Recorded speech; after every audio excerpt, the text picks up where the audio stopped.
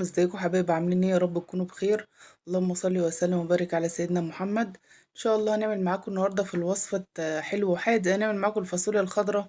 طبعا الفاصوليا الخضراء جديده لسه وطالعه في السوق، حبينا نعملها مع بعض النهارده ونوريكم الطريقه.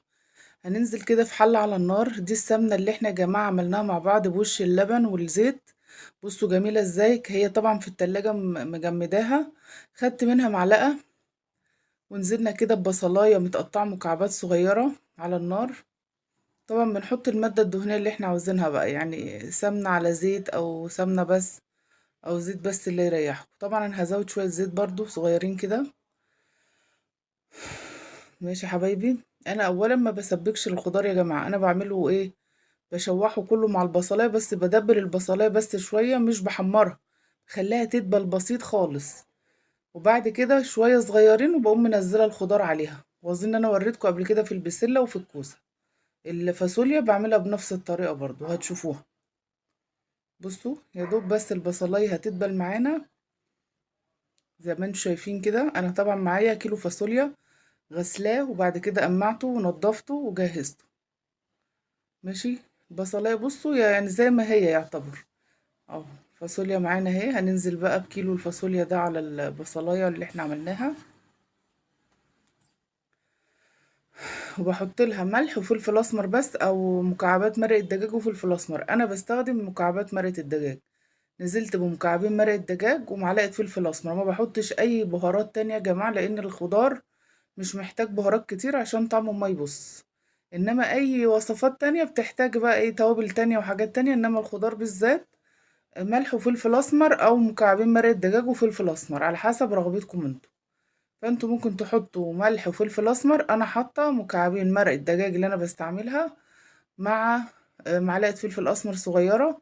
وبرضو بشوح فيها زي ما انتوا شايفين كده. ومعانا معلقة توم مهروس ناعم جدا. اول ما تبتدي الفاصوليا بقى لونها يغير كده، بنقوم نازلين عليها بمعلقة التوم المهروس دي. والله يا جماعة الطريقة دي خطيرة، وبتبقى خفيفة جدا وجميلة وأحسن من المسبك 1000 مرة. الطريقة دي تعتمدوها في الخضار بتاعكو، بجد بجد تحفة. ما عدا طبعا في بعض الأكلات لازم يتسبك لها، زي كفتة الرز وزي بسم الله ما شاء الله زي اللوبيا والفاصوليا الناشفة. الأكلات دي لازم يتسبك لها، إنما الخضار اللي هو الفريش ده يتعمل بالطريقة دي زي ما أنا بقولك كده. وجربوا هتلاقوه طعمه مسكر جدا. طبعا فضلنا نشوح كده لحد ما ريحة التوم ظهرت. احنا نزلنا بمعلقة التوم كبيرة.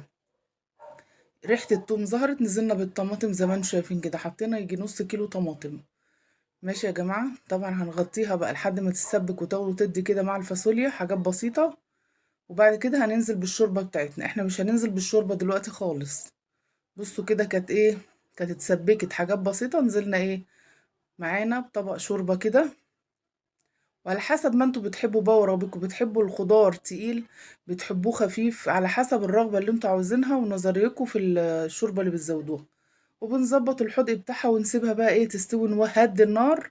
ما نسيبش النار عالية يا جماعة، الخضار بالذات مش عاوز نار عالية عشان يبقى مسكر معاكم وطعمه حلو.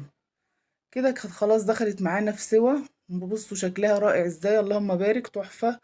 وكانت مسكرة جدا وفي منتهى الجمال. طبعا الفاصوليا غالية دلوقتي، بس الموسم بتاعها وطعمها حلو. كده كنا خلصناها. ما تنسونيش بقى في اشتراك وشير ولايك للقناة. لو وصفة الفاصوليا الخضراء بالرز، وكنا عاملين جنبها وراك وبألف هنا وشفا على قلوبكم. وده رز بشعرية كنا ساقينه بالشوربة، وطبعا انا عملته معاكم قبل كده بدل المية ساقيناه بشوربة. ماشي. ويا رب وصفة الفاصوليا الخضراء تكون عجبتكم حبايب النهاردة، وبألف هنا وشفا على قلوبكم، والسلام عليكم.